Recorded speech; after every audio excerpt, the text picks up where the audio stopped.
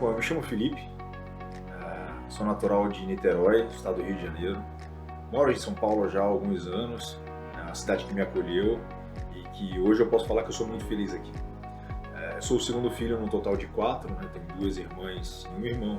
Meu pai também é neurocirurgião, meu avô, meu tio são ortopedistas, a minha mãe trabalha com fisioterapia, a minha irmã fez odonto, meu irmão também é médico, então todo mundo da área da saúde. Então eu acabei fazendo neurocirurgia, faço cirurgias do crânio e da coluna. Vivi a minha infância toda em Niterói, morava na praia de Caraí, um lugar incrível, um bairro muito agradável para se morar, um bairro muito família. Eu tenho 2 grandes amigos em Niterói, o Eric e o Daniel, a gente estudou junto desde pequeno, que a gente fazia tudo junto. Com 17 anos a gente mudou para Votuporanga, no interior do estado de São Paulo, em que foi uma outra cidade que me acolheu também, uma outra cidade que tenho grandes amigos, um carinho muito grande. O meu avô, na época, em 98, ele teve um AVC e a gente não conseguiu uma unidade de UTI para fazer a internação dele. Até que conseguiu-se a internação, saiu bem, mas o meu tio, que é ortopedista, ele já morava em Votuporanga. Ele falou, aqui a gente tem uma qualidade de vida no interior muito melhor, principalmente para quem é idoso. Então surgiu da possibilidade de conseguir mudar trabalho para uma qualidade de vida um pouco mais pacata do que uma cidade como Niterói. Então a gente optou por uma mudança em 99. Eu sempre fui para Votuporanga desde pequeno. Já conhecia a cidade, já conhecia os seus hábitos, mas morando é diferente, né? Não, e com 17 anos, mudando de cidade, tinha que estudar um novo colégio, uma nova adaptação. E logo no primeiro dia, falaram, você chegou agora do Rio de Janeiro, você vai apanhar. E eu pensei, eu falei, nunca briguei no colégio, 17 anos no Rio de Janeiro, nunca arrumei confusão. No primeiro dia, uma confusão gratuita. Acabou que desenrolou bem, como eu já conhecia quase todo mundo da turma, menos esses 2 amigos, que depois a gente acabou virando amigo, nunca teve confusão nenhuma. A gente até fez faculdade na mesma cidade, saía para tomar cerveja junto. Então foi intenso, né? O começo foi intenso, mas foi bastante agradável. Eu sempre tive vontade de fazer medicina desde pequeno. Eu acho que o exemplo em casa foi muito forte nesse sentido. Lembro muito bem do primeiro dia. Na época eu ainda morava com a minha mãe em Votuporanga e tinha uma senhora da mesma cidade que passou no vestibular e a gente ia junto de carro. E era um detalhe engraçado porque no começo de faculdade de medicina, uma faculdade nova, a gente tinha que ir de branco, né? Usava jaleco e tudo mais por causa do anatômico, e ela tinha uma Paraty branca, então a gente parecia uma ambulância andando pela rodovia até chegar na faculdade. Esse é um detalhe que me marcou muito no começo da faculdade. O primeiro choque foi a primeira prova de anatomia. Você entra, tá lá o cadáver que você já tinha o hábito de estudar, já conhecia, mas a hora que você vê um monte de alfinete, que estrutura é essa, que estrutura é essa, que estrutura é essa, isso te dá aquela sensação de, será que eu sei? Mas depois a gente acabou indo muito bem em anatomia e neuroanatomia em geral. No meu caso, a decisão pela especialidade, pela neurocirurgia, já veio no primeiro ano de faculdade. Sempre tive uma admiração muito grande pelo meu pai, via o trabalho dele, achava incrível, e quando eu me deparei com a neuroanatomia, eu achei incrível, falei, é disso que eu quero, essa é a parte da medicina que eu quero fazer. Eu entrei na faculdade em 2003, me formei em 2009, em 2010 eu entrei no programa de residência médica no Hospital Geral de Nova Iguaçu, no Rio de Janeiro, a prova SUS do estado do Rio. Durante esse processo eu fiz a transferência para o Hospital de Base de São José do Rio Preto, que na época tinha uma estrutura melhor, né, do que o próprio Hospital de Nova Iguaçu. E em 2015 eu acabei o programa de residência médica. Passar na prova de residência é sempre uma grande alegria para todo mundo. Eu passei num hospital que fica na Baixada Fluminense. A gente na época era o único hospital na Dutra do estado do Rio de Janeiro que tinha neurocirurgia, então a gente tinha um movimento muito grande de trauma, um movimento muito grande no pronto-socorro, e isso sempre trouxe essa paixão de estar ali no hospital. E o plantão na posse, tendo todo esse contexto, não era fácil, né?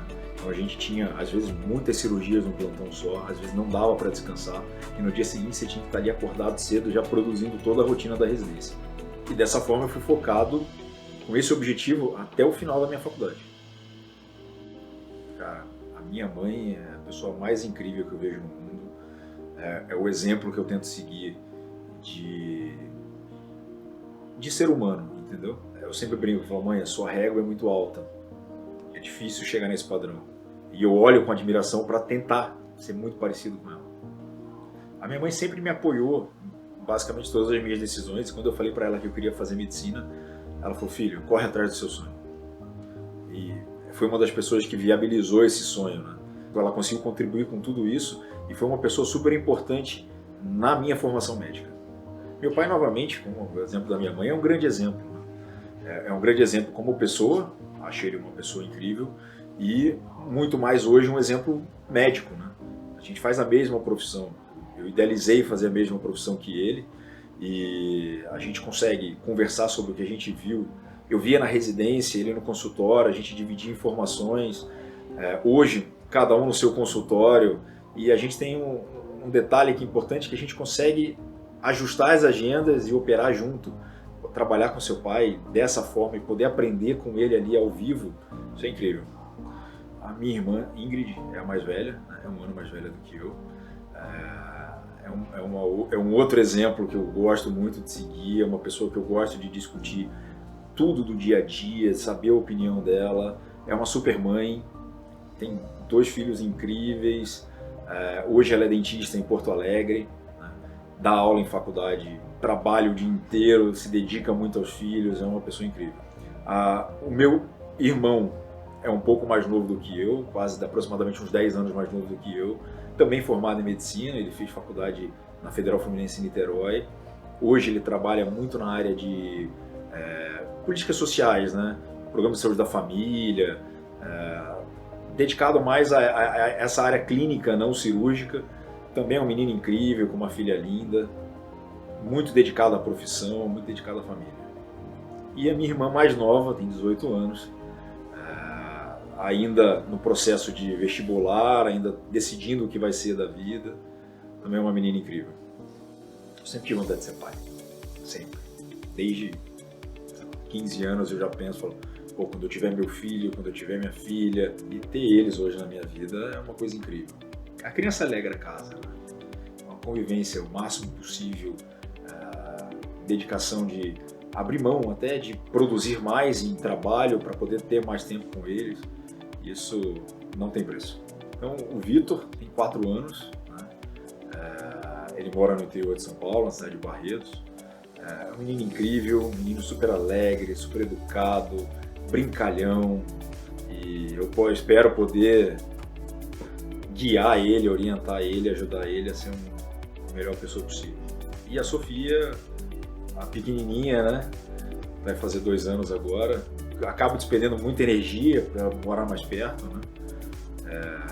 A gente acaba tendo um contato maior e consegue acompanhar mais de perto, né, toda essa fase inicial, né? Cada mês é uma descoberta, cada ano que passa é uma postura nova, é uma evolução, e ela é incrível. O Vitor, ele é mais tranquilo, ela é mais geniosa. Ela gosta das coisas da forma dela, já com essa idade. Ele não, ele vai se adaptando melhor ao ambiente, você propõe, ele aceita melhor. Então ele é muito mais tranquilo, e ela quer tudo do jeito dela, na hora dela. Se ela não quiser brincar, sei lá, com a boneca agora, ela não vai brincar, ela vai fazer o que ela quiser. Ela já é bastante decidida nesse sentido. Eu acho que parte disso é a personalidade dela, parte pode ser da geração também. Na nossa época, a gente precisava esperar um desenho 7 dias para passar naquele horário específico no programa de televisão. Hoje em dia a quantidade de informação está tudo muito momentâneo, né? Então, eles não querem esperar mais, eles querem tudo isso para agora. Então essa diferença de geração a gente tem sentido. Os Sertões veio para mim como um presente, né? Eu, apaixonado por automobilismo, por esportes off-road, encontrei o Jorge, que é o dono da Vigor Logística e Saúde, a equipe médica oficial do Rally dos Sertões, e ele me convidou para fazer parte desse time, para encarar de frente esse desafio. E cada ano que passa, já não me recordo se é o 5º ou 6º ano que eu vou, mas cada ano que passa é sempre um novo desafio, é sempre uma vontade nova de estar ali. Eu já fiz várias funções na equipe médica, todas relacionadas à neurocirurgia. Já fiquei alocado na carreta médica, né? Uma estrutura incrível que é itinerante e vai de cidade em cidade para a gente poder prestar o melhor atendimento aos pilotos e também à população quando necessária, percorrendo assim várias cidades do interior do país, muitas cidades que a estrutura da carreta é melhor do que a estrutura própria da unidade de saúde da cidade. Cada etapa que os Sertões passa numa cidade, o objetivo é sempre tentar desenvolver um pouco mais essa região. Também tive a oportunidade de fazer parte da resgate aeromédico, né, em que são duas aeronaves, 2 helicópteros que fazem o atendimento ao concorrente, ao participante, né, ao competidor na trilha. E com isso a gente acaba tendo uma visão linda de todo o país. Cada lugar que a gente passa no país que fica emocionado com a vista. Os canyons, passando pelo Jalapão, o interior do país é lindo. Existem milhões de cachoeiras que a gente acaba sobrevoando. A Serra da Canastra foi um lugar que chamou bastante atenção. Então, além da parte de tratamento, além da parte de trabalho, isso traz para a gente também uma convivência com o interior, com realidades que a gente não... Você sabe que existe, mas quando você vê, ela te choca de uma outra forma. Os Sertões é muito mais do que velocidade. A primeira palavra que eu acho que define os Sertões é paixão. Todo mundo que está ali, que está vivendo, o competidor, o técnico na equipe, a equipe médica, a equipe de apoio, todo mundo vai porque é apaixonado pelo esporte. Esse ano, na 30ª edição, está se programando, está se prevendo uma competição épica, se tornando o maior rally do mundo em território, já é o maior rally do mundo dentro de um país único, né? E isso com certeza vai trazer um desafio muito maior. Esse ano promete e esse ano a gente vai com tudo para fazer o melhor trabalho possível. Para mim, o que é ser médico é você poder ajudar o próximo. Esse é o primeiro passo. Como é que eu posso melhorar a sua qualidade de vida? Como é que eu posso te ajudar no seu problema? Então, independente de onde você estiver, se você estiver no consultório aqui na Zona Sul de São Paulo, no ar-condicionado tranquilo, ou no ambulatório do SUS, que a gente acaba fazendo também nos hospitais que trabalham, ou mesmo nos sertões, onde a gente está socorrendo os participantes, e não só os participantes, que a gente acaba dando suporte também à população que precisa, que é uma população carente. Então, o fato de você poder estar ajudando uma pessoa, isso eu acho que é o que define o médico. Eu faço neurocirurgia geral, né? Então eu trato adultos e crianças, né? E principalmente depois que eu tive filhos, essa comoção ficou muito maior em relação a tratar crianças, né?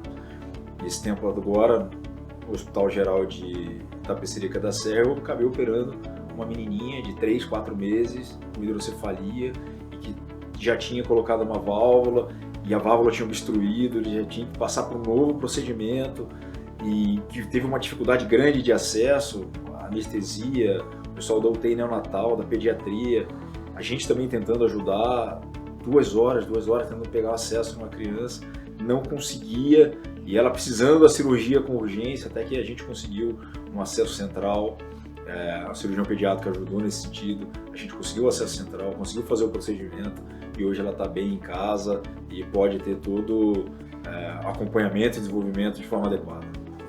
Eu sempre fui muito dedicado à atualização, que eu acho que é o que permite a gente tratar melhor o doente, né? Então, por exemplo, a medicina canábica entrou na minha vida depois de um período muito grande de preconceito, em que eu recusava, falava que esse tratamento não é possível, isso não deve estar correto. Hoje, ao meu ver, é uma das principais e mais novas ferramentas que a gente tem para tratar uma grande quantidade de doenças. A descoberta do sistema endocannabinoide, que a gente produz uma substância parecida com o que a planta dá para a gente, mudou completamente a visão do jogo em relação a tudo isso. Então, entender que a gente produz isso e que, por algum motivo, a gente pode estar precisando suplementar essa produção, isso já abriu um pouco a visão em relação a tudo isso e mostra que é uma ferramenta ainda muito nova, mas é uma ferramenta super importante para melhorar a qualidade de vida e tratar vários tipos de doenças. Quando a gente pensa em cannabis medicinal, a primeira coisa que vem na nossa mente é maconha. E, como qualquer outro tipo de droga, a gente sempre teve uma visão ruim sobre tudo isso. Claro, não poderia ser diferente. Mas eu conheci uma neurocirurgiã, amiga minha, chamada Patrícia, que ela era conterrânea minha, de contemporânea também de residência. A gente acabou ficando muito amigo e a gente, por sorte, deu plantão junto durante muito tempo, domingo, 24 horas aqui em São Paulo.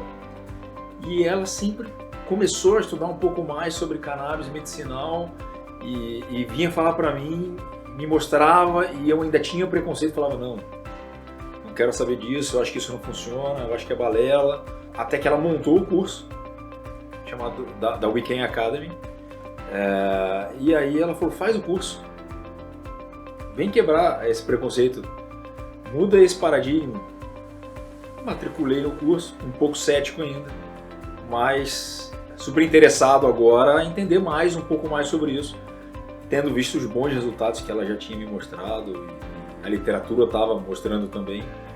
E foi quando eu descobri que a cannabis medicinal ela pode ajudar muito mais uma grande quantidade de doentes, de pacientes, de pessoas que precisam melhorar a qualidade de vida, do que ficar preso a um preconceito, a uma mente fechada em relação a tudo isso. O mais importante que a gente precisa entender é fumar maconha não é fazer o tratamento medicinal com cannabis. São coisas completamente diferentes e continuo não recomendando o uso recreativo. A primeira questão é, a gente não usa a folha da maconha, a folha do cânhamo. O que a gente usa para a produção do óleo são as flores. Então essa é a primeira questão.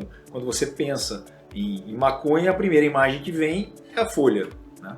É feito um processo químico, uma extração de um óleo para tirar esses elementos das flores. É importante sempre fazer um estudo desse óleo, porque é uma planta que funciona como uma soja. Ela cresce, floresce e morre. E absorve tudo do solo. Ela tem o poder de limpar o solo em muitos lugares. Então o estudo do óleo, entender o que tem no óleo e o quanto tem de cada elemento, porque na planta a gente tem os fitocannabinoides, a gente tem mais de 100 fitocannabinoides, a gente tem os terpenos e os flavonoides, que são substâncias que ajudam a dar o cheiro e o gosto da planta, mas também tem funções terapêuticas. Então entender na estrutura do óleo o que eu tenho de cada um pode me direcionar a melhor escolha de um óleo no tratamento. E eu trabalho com muita responsabilidade e segurança em relação à medicina canábica. Existem efeitos colaterais em que a gente tem que evitar isso e ter uma noção da dose exata que está tomando, ter uma noção da dose que precisa realmente, para a gente não usar uma dose a mais desnecessária. A gente sabe que ainda é um tratamento que não é muito barato, não é tão acessível a todo mundo, mas é importante procurar um profissional que seja capacitado para fazer esse tratamento, que vai fazer um tratamento com responsabilidade, um tratamento correto, porque o objetivo do tratamento não é te deixar com efeito psicoativo, não é te deixar doidão, para a gente falar de uma forma mais clara. O objetivo do tratamento é melhorar a sua qualidade de vida e melhorar os sintomas que você tem. A gente usa, a preferência é um óleo que a gente chama de full spectrum, em que a gente usa a planta inteira. Existe um efeito comitiva chamado efeito Entourage, em que quando eu uso a planta por inteira, usando CBD, THC, os terpenos e os flavonoides, a gente usa uma quantidade muito menor do óleo com um objetivo clínico maior. Como, por exemplo, eu falei do THC mais pacientes de dor, questões de ansiedade, controle de insônia, a gente vai preferir usar o óleo de CBD.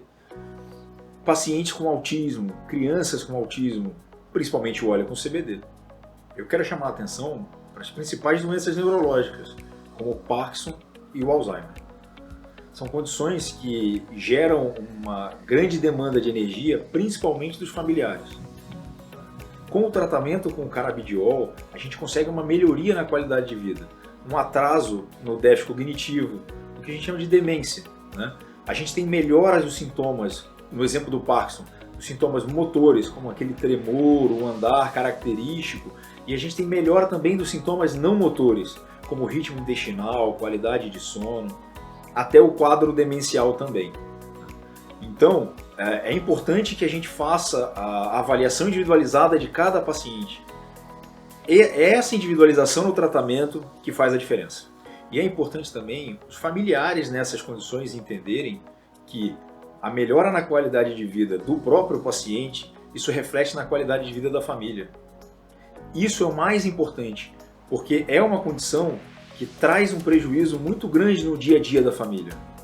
Quem tem um familiar com doença neurológica como Parkinson e Alzheimer sabe do que eu estou falando.